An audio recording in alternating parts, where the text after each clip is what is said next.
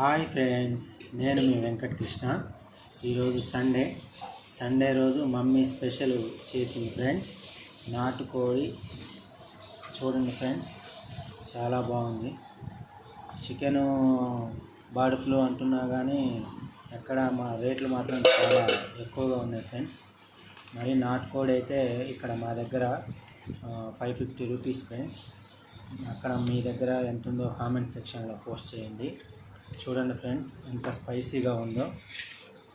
దీంతో పాటుగా చూడండి ఫ్రెండ్స్, బగారా రైస్ చూడండి ఫ్రెండ్స్. వావ్, ఎంత మంచిగా ఉందో చూడండి ఫ్రెండ్స్. రైస్ చాలా అంటే చాలా బాగుంది.